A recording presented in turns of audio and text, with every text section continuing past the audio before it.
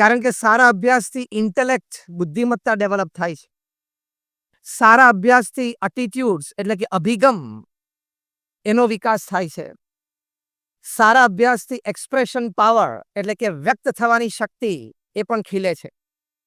સારા અભ્યાસથી વ્યક્તિ અન્ય વ્યક્તિઓને સારી રીતે અને જલ્દી યથાર્થ ઓળખી શકે છે, એટલે સંબંધો પણ સારા બાંધી શકે છે. આમાં અનેક પ્રકારના લાભો, અગણિત લાભો એ સારા અભ્યાસથી થાય છે.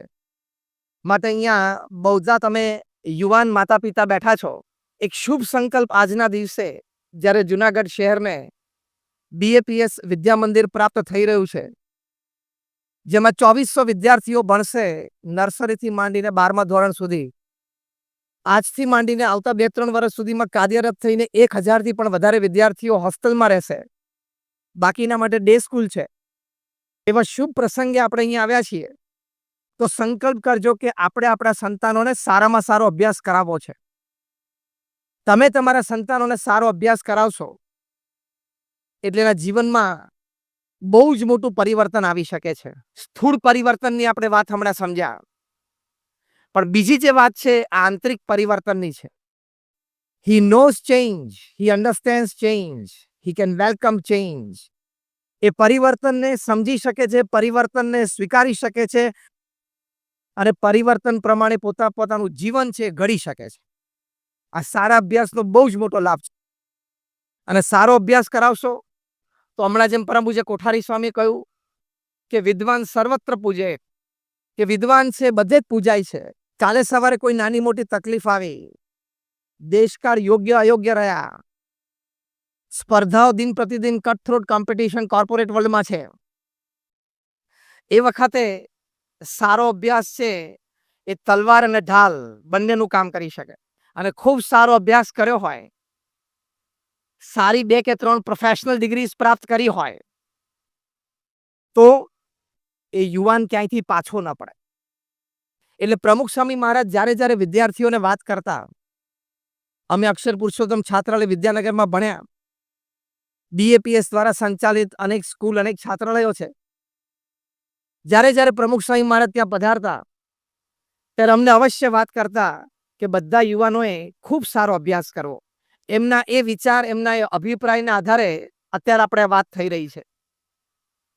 તમે તમારા સંતાનોને સારો અભ્યાસ કરાવશો, 2 કે 3 પ્રોફેશનલ ડિગ્રીઝ એની પાસે હશે, એની પાસે MBA CA ની ડિગ્રી હશે, એની પાસે કદાચ CA LLB નું કોમ્બિનેશન હશે, એની પાસે ટેકનો મેનેજમેન્ટ ડિગ્રી હશે કે BE પણ થયો અને પછી MBA પણ થયો, તો એ કઈ કક્ષા સુધી પહોંચી શકે છે એ કદાચ તમને અત્યારે કલ્પનામાં નહીં આવે. અમે એવા પણ કર્મચારીઓને જોયા છે જેની પાસે આવી પાવરફુલ 2-3 ડિગ્રીઝ છે. એ લોકોનો વાર્ષિક પગાર 1 કરોડ રૂપિયા હોય, 2 કરોડ રૂપિયા હોય, 5 કરોડ રૂપિયા હોય, 10 કરોડ રૂપિયા હોય, 25 કરોડ રૂપિયા હોય, 50 કરોડનો પણ વાર્ષિક પગાર હોય, એવા પણ કર્મચારીઓ મુંબઈ, પુના કે બેંગ્લોરમાં કામ કરે છે. તમને અત્યારે આંકડા સાંભળીને એમ થતું હશે કે ઠંડો પોર ચાલુ થઈ ગયો છે અને વરસાદ એટલે વાયુ વહી રહ્યો છે એટલે મોટા આંકડા બોલે છે, પણ વી હેવ સીન ધેમ. અમે એ લોકોને જોયા છે, અમે મળ્યા છીએ. જવાબદારી બહુ મોટી હોય, પણ કાર્યક્ષમતા પણ એ જવાબદારી કરતા મોટી હોય અને અનુભવના આધારે they can turn around anything. અહીંયા બધા વાલીઓ બેઠા છો, કેટલાનો સંકલ્પ છે કે તમારા સંતાનો આ કક્ષાનો અભ્યાસ કરે અને આ કક્ષા સુધી પહોંચે? Just rays your hands. હાથ ઊંચા કરો જેમને સંકલ્પ થતો હોય કે મારા સંતાનો આ કક્ષા સુધી ભણે. જો બધાનો સંકલ્પ છે, ખૂબ ખૂબ અભિનંદન. તમે એની માટે પ્રયત્ન કરજો, પુરુષાર્થ કરજો. એ બાળક સાથે સ્નેહ સંબંધ અખંડ રાખીને એ બાળક પ્રત્યે એ ભાવ રાખીને એની કારકિર્દી ઘડજો. વર્ષો પહેલાની વાત છે, ન્યુયોર્કમાં ત્યાં એક સબબમાં એક સિંગલ મધર એટલે એક ડિવોર્સી સ્ત્રી પોતે રહેતા હતા અને નાનો બાળક હતો 8 વર્ષનો. એ 8 વર્ષના બાળકને થોડી કુટેવો પડી ગયેલી, ખરાબ આદતો પડી ગયેલી. કારણ કે આ સિંગલ મધર ઓછું ભણેલા એટલે દિવસમાં 2 નોકરી કરે ત્યારે માંડ પોતાના સંતાનનું પૂરું કરી શકે. એટલે સંતાનના ઉછેરમાં બહુ ધ્યાન નહોતા આપી શકતા. આ બાજુ આ સંતાન છે, શેરીઓમાં ફરે, ગમે તેવા વિદ્યાર્થીઓ સાથે, યુવાનો સાથે હર્યા ફર્યા કરે. એટલે ઘણી બધી કુઆદતો પડી ગયેલી, વ્યસન ઇત્યાદિ, અને ખિસ્સામાં એક નાનું ચપ્પુ પણ રાખે. અને એક બે વખત કોઈને રમતા રમતા મારી પણ દીધેલું, એટલે ફરિયાદ પણ આવેલી.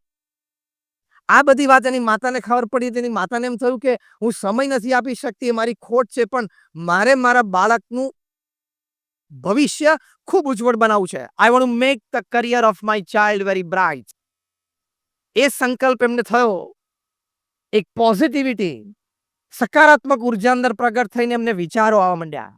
જો આપણે એ મુદ્દા ઉપર વાત કરીએ છીએ, તમે નક્કી કરો કે તમારા સંતાનોને સારો અભ્યાસ કરાવવો છે, એટલે ભગવાનની તો હંમેશા કૃપા હોય છે.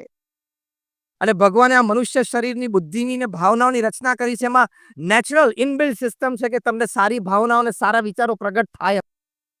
આ માતાને પણ સારા વિચારો પ્રગટ થયા.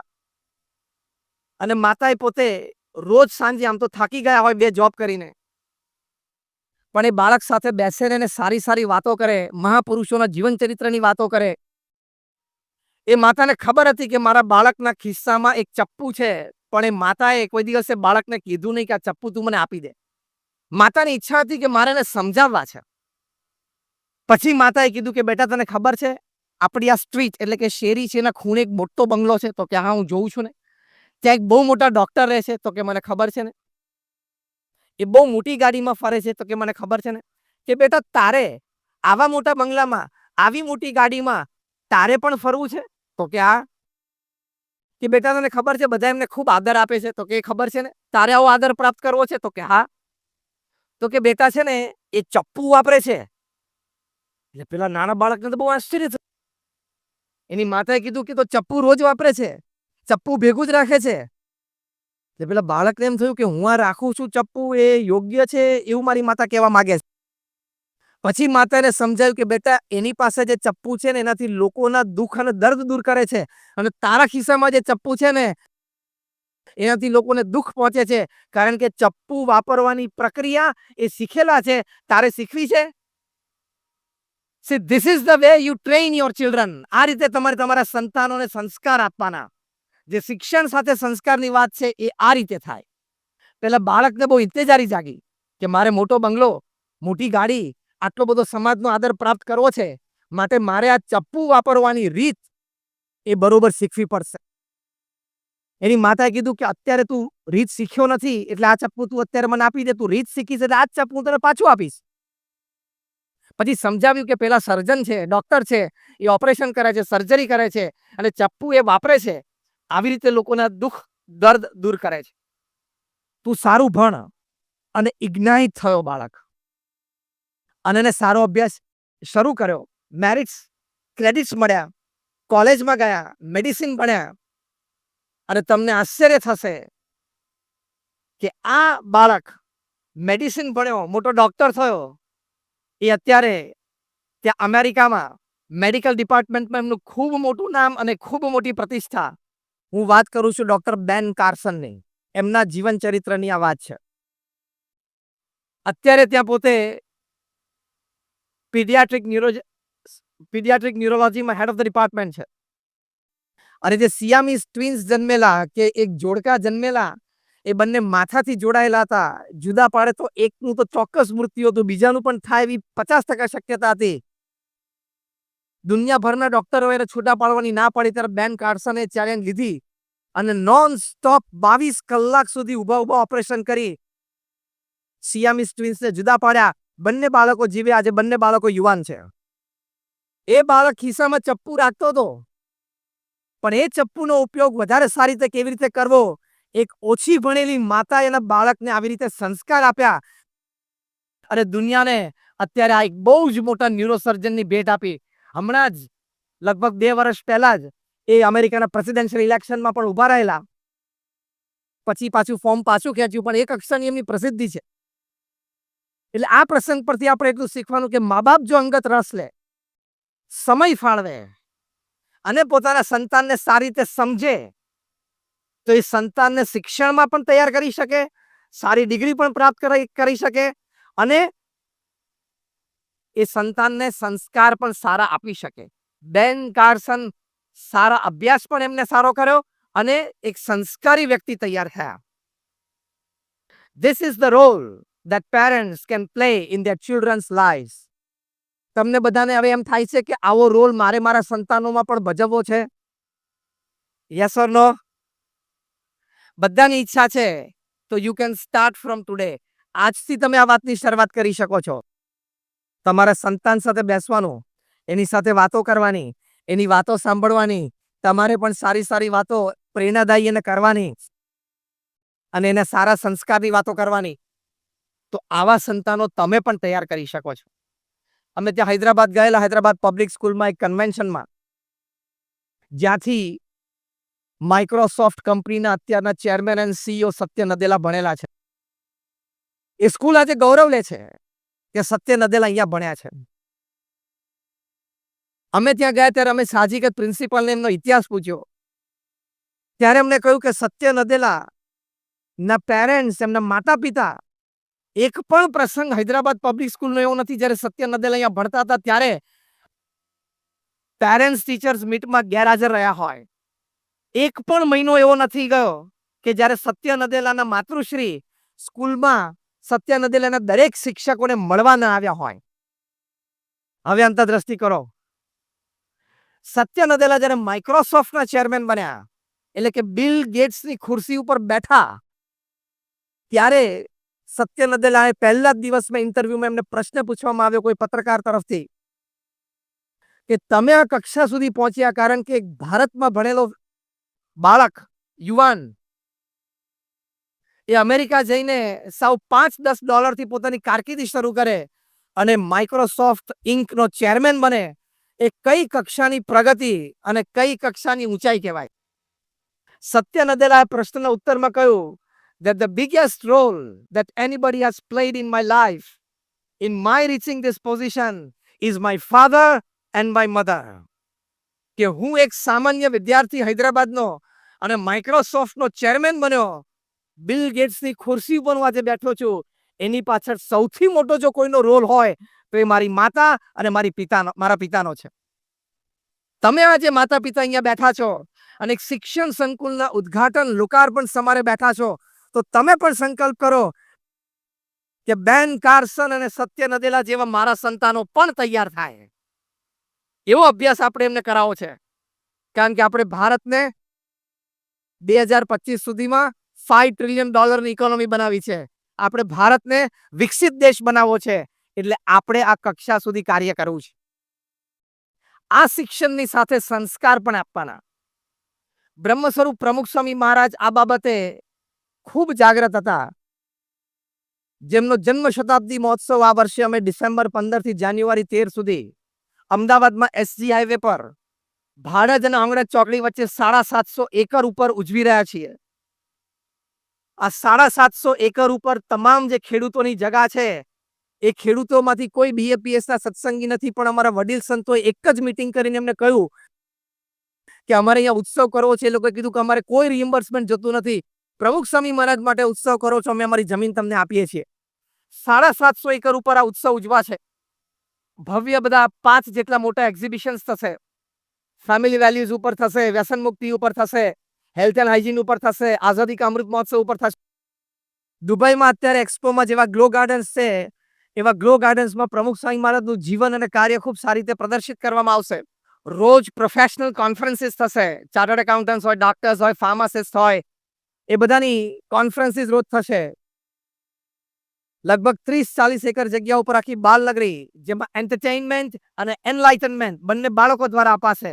રોજ આવી રીતે 15-20 હજાર વ્યક્તિઓની સાયમ સભા થશે. એમાં દેશભરના આંતરરાષ્ટ્રીય કક્ષાના હુઝ હુ પાસેથી લોકોને ઘણી બધી ઉત્તમ વાતો જાણવા મળશે.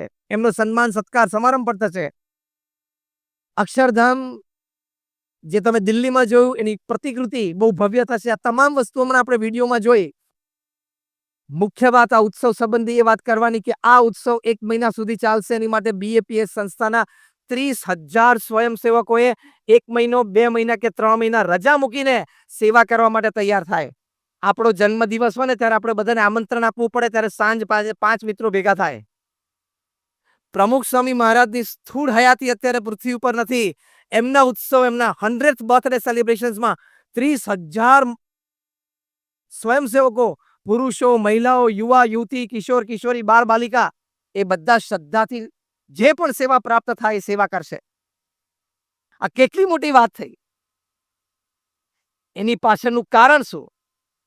તો પ્રમુખ સ્વામી મહારાજે આ શિક્ષણ સંબંધી આપણે વાત કરી એનો તો પૂર્ણ આગ્રહ રાખેલો, પણ એની સાથે સાથે સંસ્કાર દરેક વ્યક્તિને નાનપણથી પ્રાપ્ત થાય એની માટે પૂર્ણ આગ્રહ રાખ્યો. એટલે પોતે કાયમ કહેતા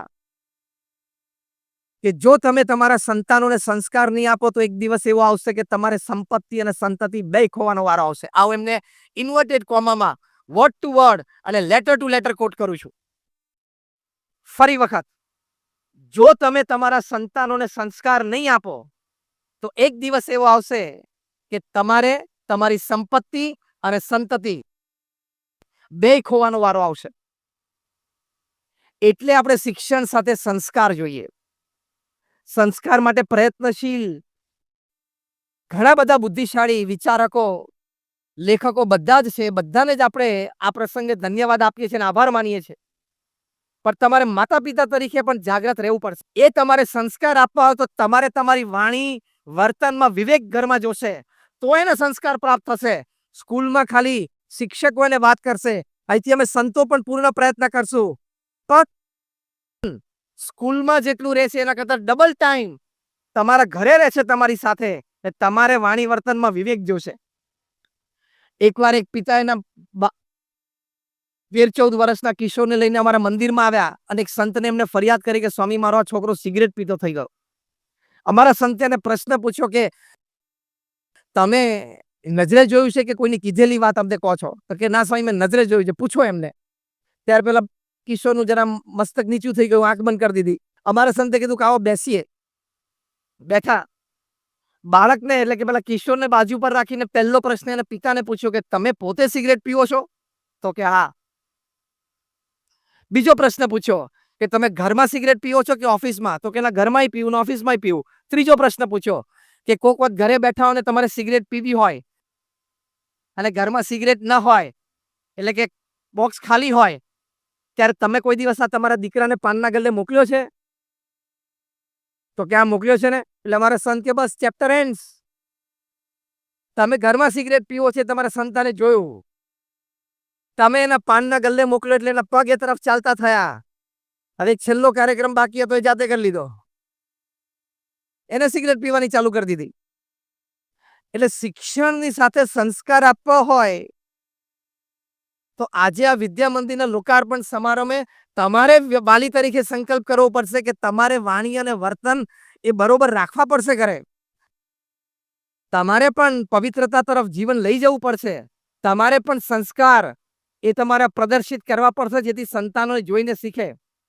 હાર્વર્ડ યુનિવર્સિટીના એક સર્વે પ્રમાણે એ લોકોએ 1 લાખ પરિવારમાં સર્વે કર્યો, across caste, creed, colour, religion. 110 દેશોમાં સર્વે કર્યો. 8 વર્ષ સુધી સર્વે ચાલ્યો અને એ સર્વે પછી કન્ક્લુઝન પેપરમાં લખાણું, ઘણી બધી વાતો લખી. એમાં એક વાત લખી કે that the first curse words that the children learn is from their parents and especially from their mothers. એટલે કે નાના બાળકો જે પ્રથમ ગાળ બોલતા શીખે છે ને એ પોતાના માતા પિતા પાસેથી શીખે છે અને એમાં પણ પોતાની માતા પાસેથી શીખે છે. તમારે પણ વાણીમાં વિવેક રાખવો પડશે.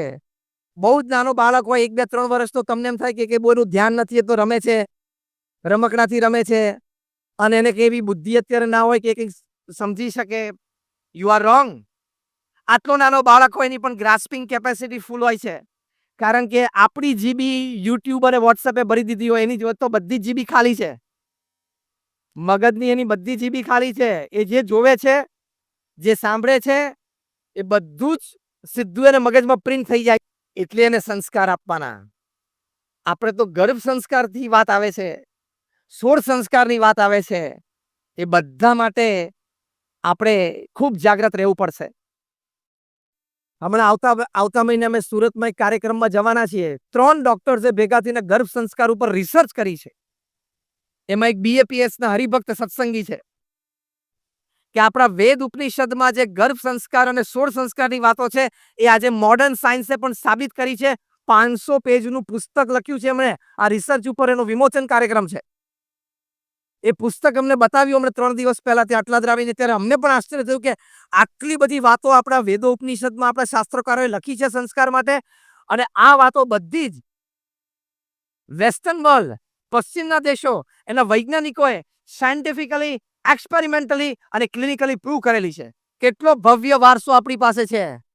એ ભવ્ય વારસાને ભૂલીને તમે તમારા સંતાનોને ખાલી વિરાટ કોહલી, રોહિત શર્મા અને રોનાલ્ડોની ઓળખાણ કરાવો, એની ના નથી. It is part of information, it is part of general knowledge.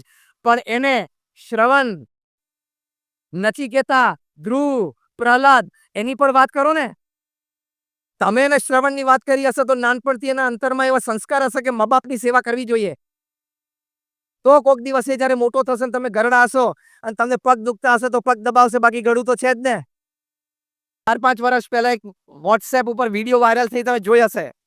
મુંબઈના એક બહુ જ ધનાઢ્ય વ્યક્તિ, શૂટિંગ્સ એન્ડ શર્ટિંગ્સના માલિક, 20,000 કરોડનું એમ્પાયર. એમના દીકરાને એમને પરદેશ બનાવેલા, ખૂબ સારું શિક્ષણ આપેલું, પણ સંસ્કારમાં ક્યાંક કમી રહી ગઈ હશે. એ 20,000 કરોડનું એમ્પાયર એમને આપ્યું. શૂટિંગ્સ એન્ડ શર્ટિંગ્સ, તમને નામ યાદ આવી જશે કારણ કે નીચેની ટેગલાઈન હતી, અ કમ્પ્લીટ પર્સનાલિટી, જેન્ટલમેન. પછી જે કંઈ પ્રસંગો બન્યા હશે ઘરમાં, પણ એ સંતાને એના બાપને ઘરમાંથી કાઢી મૂક્યા, એક 2 BHK ફ્લેટ રેન્ટ કરી આપ્યો, ત્યાં એક ડ્રાઈવરને કુક આપી દીધો, અને આ પિતાએ પોતાની સેલ્ફી વિડીયો રડતા રડતા જાહેર કરેલી. 20,000 કરોડનું એમ્પાયર આપ્યું, એટલે કે શિક્ષણ પહેલા સારું આપેલું, પછી ધન સમૃદ્ધિ પણ આપી, પણ ત્રીજો રહી ગયો, સંસ્કાર આપવાનો. એટલે ઘરમાંથી બહાર નીકળવું પડ્યું. પછી એમણે પુસ્તક પણ મોટું લખ્યું પોતાના જીવન ચરિત્રનું, પણ કોણ જાણે રાતોરાત પછી પુસ્તક ગાયબ થઈ ગયું, બેન થઈ ગયું. એટલે સંસ્કાર નહીં આપો તો પ્રમુખ સ્વામી મહારાજે આ વાત કરી છે કે સંપત્તિ અને સંતતિ બે ખોવાનો વારો આવશે. એ સંસ્કારમાં પ્રથમ વાત આપણે આ કરીએ છીએ કે માતા પિતા તરીકે તમારે ઘરે વાણી અને વર્તનના વિવેક જોશે. તમે ગમે તેમ બોલો, ગમે તેમ વર્તો, એ ન ચાલે. 1996ની સાલમાં પ્રમુખ સ્વામી મહારાજ અમેરિકા ધર્મયાત્રાએ પધારેલા. અમે બધા સંતો એમની સાથે હતા. અમે સંતો ત્યાં ફેમિલી શિબિર કરતા હતા. ત્યાં ન્યુયોર્કમાં એક ફેમિલી શિબિરમાં અમે સંતો હતા. ત્યાં સવારે બાળકો સાથે, યુવાનો સાથે બેસીએ, સાંજે વડીલો સાથે બેસીએ. બાળકોને એક ફોર્મ અમે ભરાવતા હતા કે what you like about your parents and what you don't like about your parents.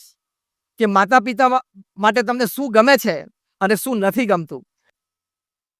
આ ફોર્મ ભરાવવા પાછળનો હેતુ એટલો હતો કે આપણને ખબર પડે કે બાળકોના મનમાં માતા પિતા વિશે શું વિચારો ચાલે છે. તમને આશ્ચર્ય થશે કે 8-10 વર્ષની ઉંમરના બાળકોએ જ્યાં વાત લખેલી, એમાં પેરેન્ટ્સ વિશે શું ગમે છે એના કરતાં નથી ગમતું એ કોલમમાં વધારે લખેલું હતું. આવું એટલે કહું છું તમને જાણ પડું રહે.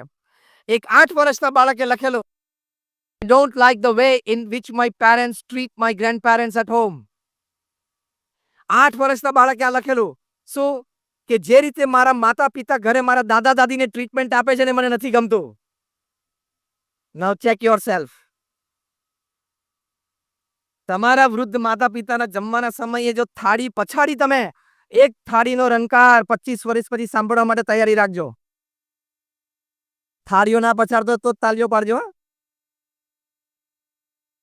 એક બીજા 8-9 વર્ષના બાળકે લખેલું કે I don't like the way in which my parents fight with each other in my presence.